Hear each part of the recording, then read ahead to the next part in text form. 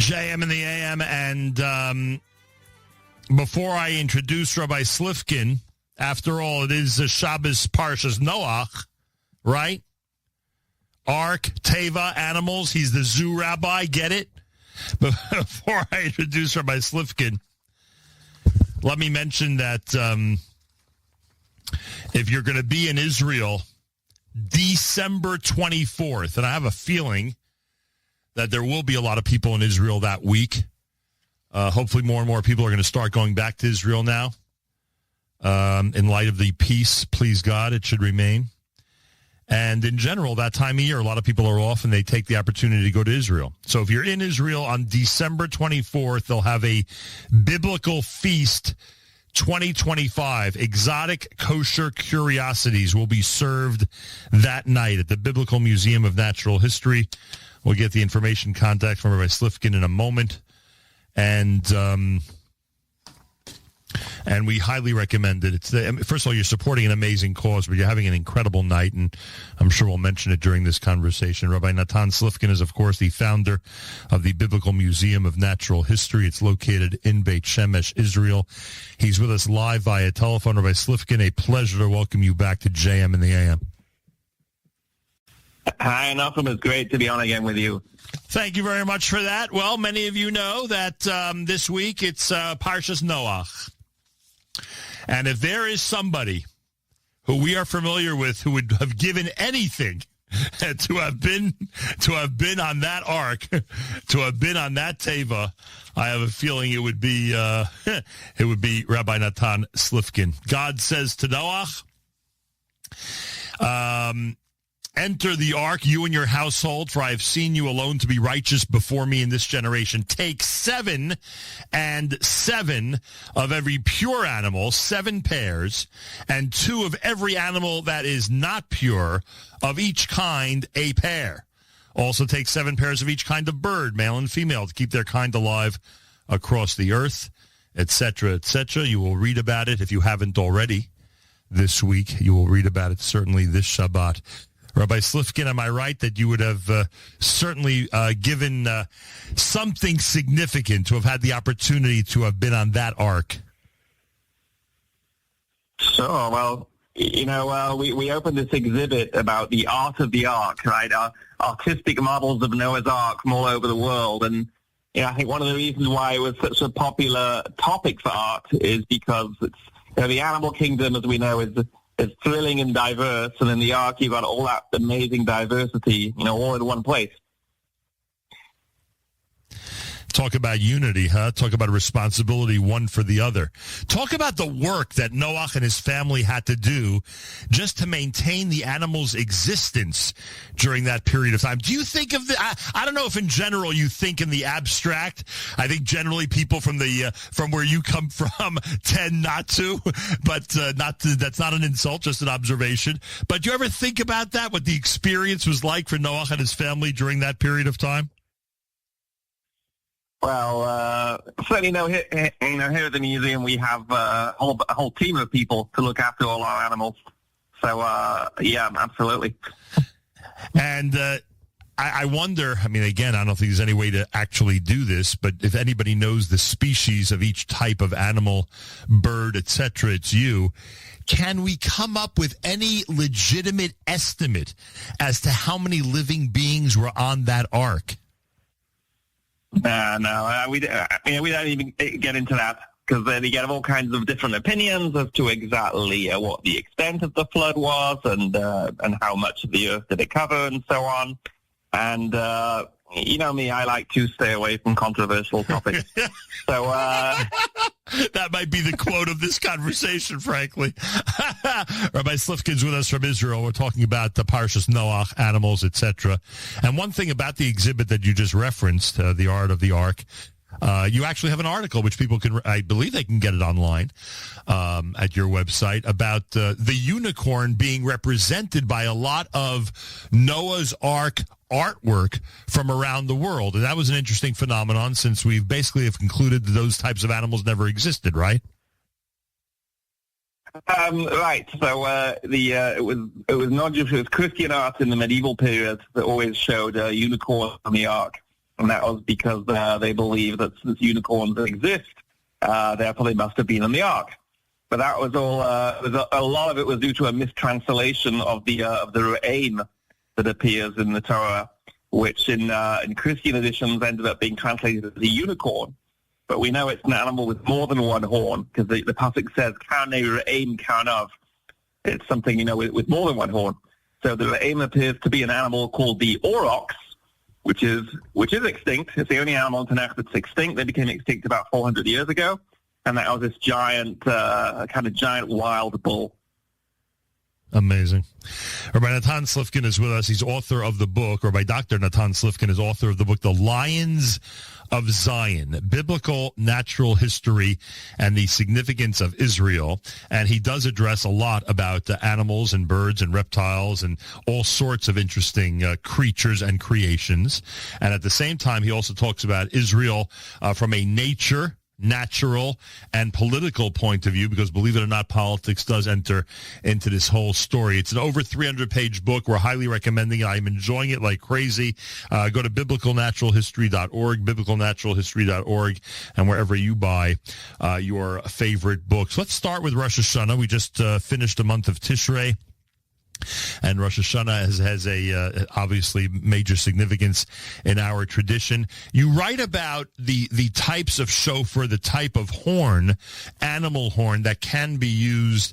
It's got to be hollow, can't be filled in, etc., etc. Does that give us a very limited type of horn that can be used Rosh Hashanah, or is it really a very large variety of animals and horns that can be the source of a shofar for Rosh Hashanah? Well, that depends on how far you're willing to travel. I mean, in our hall of shofars, we've got like 50 or 60 shofars, different types of animals that we've made into shofars.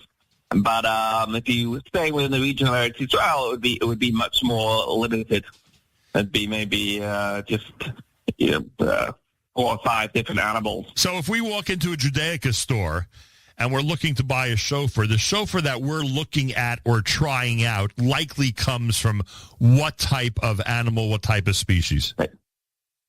Okay, so nowadays basically there's 2 animal horns that are sold as shofars. There are ram's horns and there are kudu horns. Kudu are the huge, they're sometimes called Yemenite shofars. Right? But Yemenites don't actually have horns. So the things that are called Yemenite shofars are actually from an animal called the kudu.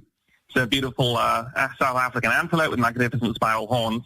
But what's very interesting, though, is if you look at any like old shofars from Europe from before the Holocaust, which are kind of like these flat black shofars, those are from goats. Because sheep's horns were not widely available. And the reason why sheep's horn shofars are so widely available now is that they're all coming from Morocco, where in Morocco they slaughter 1 million sheep every year, and that is for a Muslim festival to commemorate the Akedah, at least their version of the Akedah with Ishmael, and they commemorate it by eating a ram. So they have all these ram's horns left over, and they ship them off to Israel, where we make them into shofars. And that keeps the prices down because of supply? Yep. Exactly. It used to be it was so difficult to get a ram's horn shofars, but now there's so many coming out of Morocco. That's how they're so widely available. What about the one you mentioned being the quote unquote Yemenite shofar? Was that always on the more expensive side? Yeah, a little bit more expensive. So not crazy. They're breeding. So not a crazy amount. Like it was always within reason, even though it seems like that would be more difficult to obtain. Well, I'm not sure how it's going to be used to be, but nowadays the thing with kudu, they're excellent at jumping. So they jump over the fences of the game reserves in Africa, and they spread very widely without predators being able to eat them. So that's why there's a large number of them available, and they're not too expensive. And have you had encounters with them? Because I know there are some, animals that you've gone ahead and specifically wanted to interact with. Sure. You've interacted with them. Interactive, yeah. I see them on, occasionally I lead safaris in Africa, so occasionally we see kudu, yep. I mean, if you'd approach them, would one be gored if they'd approach them? Yeah, well, they'd run away from you. Oh, they'd run away. This is a prey animal. It's not one that's going to hang around. Yeah. In general, when you're on one of these trips, right, and you're trying to interact, because we've seen you with lions and other animals that we generally consider to be, Hold on, hang on, Nachum. Sorry, something very important I got to clarify here. So the pictures and videos you've seen of me interacting with lions and leopards and what have you, those are not wild animals. Those are not wild animals. Those are not zoo animals. Those are animals that have been raised, in sanctuaries and so on. Right, no, I get that. What we would call domesticated, right? They're not domesticated, but no such thing as a tame lion. But they're trained somewhat. Yeah, to be okay around people. No, I understood you're not hopping off the bus on a safari to go and ride a lion. I got that. Right, I would not want that. We would not want any of your listeners to do that and say they heard it on the Nachum Segal show. Well, in general, we try to give a "don't try this at home" disclaimer. But anyway, so if you're on one of these trips, right? And you're surrounded by, a variety of animals, obviously. So what percentage of them must be avoided, right? The wild lion obviously being included. And what percentage are approachable? Could you interact with 80% of them, or you can only interact with 5% of them? No, you can't interact with anything. Nothing? There's nothing you can interact with. The reason why safaris work is that when you're in a Jeep, they just think that you're part of the Jeep. They don't see you as a separate entity, and they've learned to ignore Jeeps. But there's no such thing as interacting with a wild animal. Yeah, but you just said, maybe I should put it differently. But you just said when you approach the animal that the Yemenite horn comes from, I forgot the name already. When you approach that animal, you said it would run away. If it was on foot, they would run away. Yeah. Right. On Jeeps, they ignore you. In the I get that. But what percentage would run away when you're on foot, and what percentage would attack you if you're on foot? Really, it's the number, the ratio of predators to prey animals is very low. There's very, very few predators. Wow. It's only like 2 or 3% of wild animals are predators, and 97% are prey, are herbivores. Interesting. You got to have a huge herbivore population to keep that carnivore population going. Are you as fascinated by these videos of animals going onto a safari bus as I am? Well, I prefer to actually be in the buses, but yeah. You wouldn't want to be on the bus, right? No, I'm saying I am. I prefer those when I'm in the Jeep, yeah. Has that happened to you? But you have to remember, all these animals, they used to live in Israel, right? The lions, leopards, hippopotamuses, these are all things that used to live wild in the land of Israel. How did the hippo get to Israel? Well, they were there for a very long time. And then all these things were gradually hunted to extermination. Some of them thousands of years ago, like hippos, disappeared about 3,000 years ago. And then lions about 800 years ago. And leopards just about 20 years ago. So today in Israel, it's basically ibex and cats, right? Those are the two that are still around. Right. No, there's a couple of things still. There's hyenas. There's like 200 wild hyenas still around Israel. Where do you find them? Bet Shemesh. Actually, we have a hyena on exhibit. A stuffed hyena that was brought to us dead. Somebody hit it with a car just near the museum. Right, so I guess now there's only 199 hyenas left in Israel, and so we stuffed it and put it on exhibit. Is there any, bird or snake that's got an oversized population in Israel? Is there any species that has an oversized, meaning relative to the size of Israel, oversized population? So some things they have to keep down. Yeah, wolves actually are getting a little bit out of control in the north and south of the country. Because some animals, there's a lot more opportunities for food provided by humans. So wolves, jackals, also in some areas the population is growing. But that's an unusual feature that happens now. I could be walking in a field near Tzfat, and I could come in contact with a wolf? Yeah, but it's very unlikely. I mean, big guy like you, you don't need to worry. But they don't seem to be afraid of anything, no matter what size the guy may be. Well, the wolves in Israel are much smaller than the wolves you have in the U.S. They have attacked people on one or two occasions, but not often. You don't need to worry. Fascinating. All right, Dr. Natan Slifkin is with us. The book is called The Lions of Zion. I found it interesting, by the way, of all the animals you've spoken about over the years, and now you want to discuss biblical natural history and the significance of Israel, you chose the lion. Now, I know that the lion is significant when it comes to symbolism in Israel, but is that the reason that it made the cover of the book? Did you consider any other animals for this distinction? Well, really, the lion is, number one, far and away the most significant animal in Tanakh. I mentioned 150 times, more than every other animal put together. And I think it's something where you really see how, it continues with such significance in Judaism. So many people called Aryeh, Aron HaKodesh in Shul, had a pair of lions on the Aron HaKodesh. And it's fascinating when you think about it, because, how many lions were there in the shtetl? Somewhere in the region of 0. So, but this shows that our culture was one that was based on Eretz Yisrael. And that's how I realized, when the war started, apart from the military war, there was also the ideological war against Israel, the claim that Israel is a bunch of European settler colonials who came and stole the land from the indigenous people. Right. And that's, the fight against Israel that we see in the universities and so on. So when you look at how, lions are so much part of our culture, even in Europe, you see, wow, there weren't any lions in Europe. This is a people whose way of life, whose culture was formed in the land of Israel, where there were lions. So I think that's why, more than any other animal, this really is something that shows our connection to the land of Israel. When we say Yiskaber Ka'ari, is that is that in fact an accurate compliment for the lion? Does a lion awake? And I'm sure you've seen lions go from slumber to a state of awakeness. Do they in fact awake with a start where seconds later they're ready and at full strength? Well, I think there's a two-stage analogy there.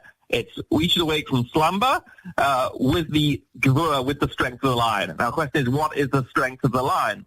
So, simply speaking, it's talking about how it's a big, strong animal. But then the idea that also the Mishnah says, that we should be as strong as a lion to do the will of God. Yeah, so maybe that's alluding to an unusual aspect of lions, that they live in groups, which other big cats do not do, right? A big group of lions called a pride, but what do you call a group of tigers? A disaster, right? They'll kill each other. So lions, unlike all other big cats, are able to control their aggression and live in groups. Ezehu Gibor, Hakovesh et Yitzro, right? Who is powerful, the one that controls his inclination.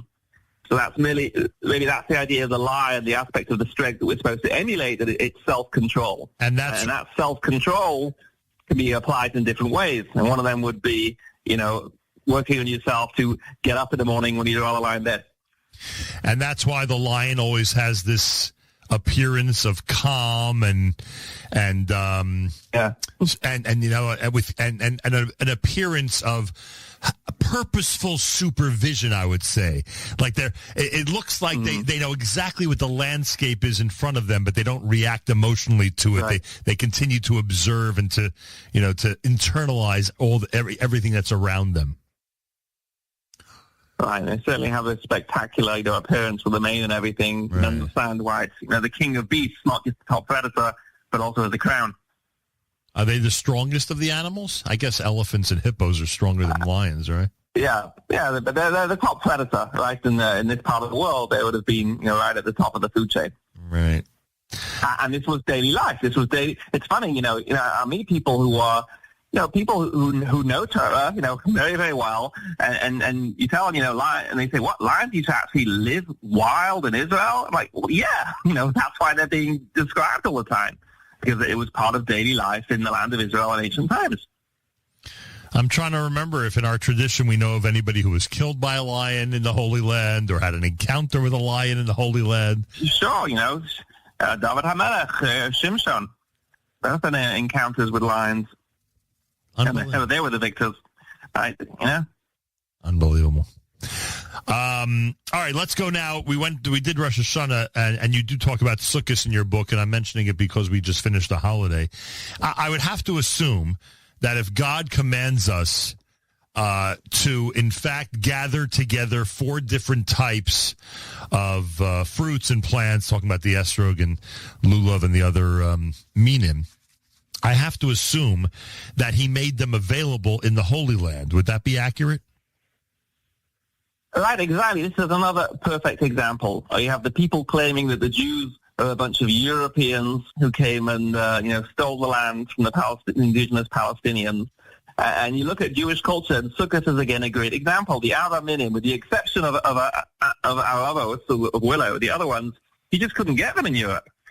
And you read that, and in the book I quote, you have this like heartbreaking halachic question from hundreds of years ago from one rabbi who one area of Europe, one year they could only get one esrog in the entire region, and they cut it up into little pieces so that every Jewish community would have one little piece of esrog to use. Wow. And, halachically it was no good, but from the question, you see how desperate they were, to try and have some kind of connection, to the land of Israel, where they were getting these things from. And not just to have them in, Geshem, davening for rain. So I grew up in Manchester, England. And when you think about it, it's kind of crazy. You're living in Manchester and you're davening for rain. Rain is not in short supply in Manchester. It rains all the time, all year round. It's crazy. But Torah was not developed for people who live in Manchester, right? It was people who lived in the land of Israel. Right. So, every aspect of the animals and plants of nature that appears, in Tanakh, that's in Torah, shows is based around the land of Israel. Do you know that I know people that till this day will not purchase their own lulav and esrog, even though today, there's a voluminous supply, because they grew up in an era when there was one lulav and esrog in the shul, and everybody would go and bless the lulav and esrog, and take turns doing so. Yeah. So that tradition, even kids nowadays would be shocked. Correct. And I'm assuming, the Europe example is a great one, obviously, and that's what I'm referring to, an era in Europe and early America where there was such a shortage. But as you described, in Israel, there likely was not ever that type of shortage, correct? Right, because this is the part of the world where these things grew. Right. The entire, esrog is a citrus. The entire citrus trade, worldwide developed around the Mediterranean. And where did David HaMelech get aravos from? They grow here. They were there? These things all grow here. Oh, because you said that was one of the 4 that's not as prevalent. No, those are the ones that you could also get in Europe. They also grow in Europe. Got it. But they grow in Israel and Europe. Wow, I wonder if that was the source of some people holding aravos on Yontif. Interesting. I remember that also, that when there wasn't a lulav available, people would hold aravos. I'm recalling. Really? Yeah. Interesting. I mean, it's coming back to me now, and I wonder if that was the source of it, because those were available, and obviously not all of the other Arba Minim were. Rabbi Dr. Natan Slifkin, the author of the book, The Lions of Zion, Biblical Natural History and the Significance of Israel. Rabbi Slifkin, where does one obtain the book? Yeah. So, obviously, ideally, you can come visit the museum, get it in our gift store. But if you're in the U.S., you can buy it online on our website, biblicalnaturalhistory.org, and it gets shipped out to you from our U.S. office. On December the 24th, for those who will be in Israel, we're highly recommending the feast of the, I don't know, what do we call it? Strange and unusual? Things that people normally do not eat. They'll have an opportunity to eat. Exotic kosher justice. Right. There we go. Right. You call it exotic. Now, do we release beforehand? Do we tell people in advance any of the items that they will be partaking of that evening? That is always our struggle. How much do we release the menu in advance or not? Because sometimes you never know until the last minute what we're going to be able to get hold of. The whole point of this is that these are things that are not available off the shelf. They're things that, we do a special shechita for, and we're not always sure what we're going to be able to get. So we try and hold the cards pretty close to my chest on that one. And I can guarantee that it'll be things that people have never eaten before. How many total items do you suspect? We usually do about 7 different unusual species. 6 or 7 unusual species. All of them tasty or not? We have a chef, Moshe Bassan, and he's known as the biblical chef, and he has all kinds of very unusual recipes. But I would think that there's some exotic kosher animals that might not be able to be made in a tasty fashion. Am I wrong about that? Yeah. That I would say you are wrong about. Everything, it all just depends on the chef. Everything can be done in a tasty way.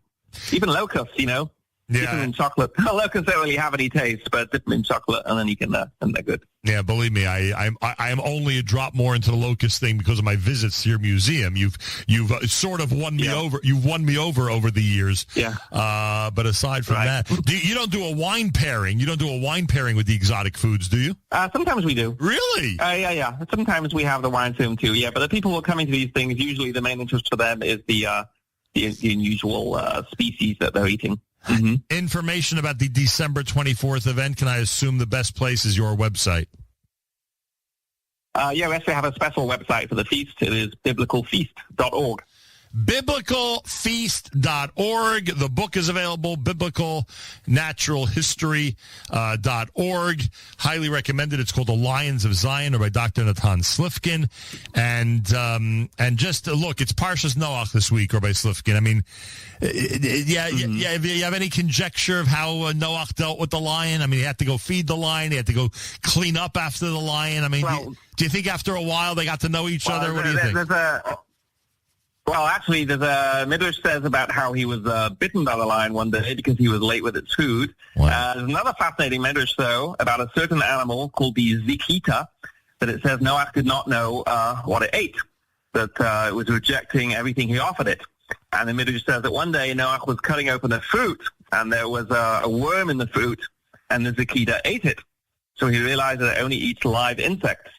And based on that Midrash, so the chameleon was given the name in modern Hebrew, zikit, because chameleons are known to only eat things that move. Now, we have some chameleons in the museum.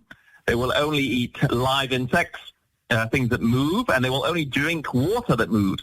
If you give a chameleon a bowl of water, it'll die of thirst.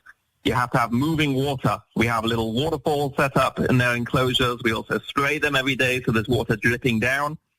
It's a peculiarity of chameleons that they will only eat and drink things that move. So that appears to be the zikita of the Midrash, and that's why chameleons are called zikit in modern Hebrew. Do you think Noach had to worry that some of the animals might eat other living species that were on the boat? I would imagine so, yeah. Mm-hmm. So he had to probably build, separate sections and cages. I mean, this was a big project. This was a big project, this ark. And then he had to go educate himself about all the food that they eat and how to properly, come up with a system for everybody to, to manage all of it. I mean, we're talking about a very complicated system.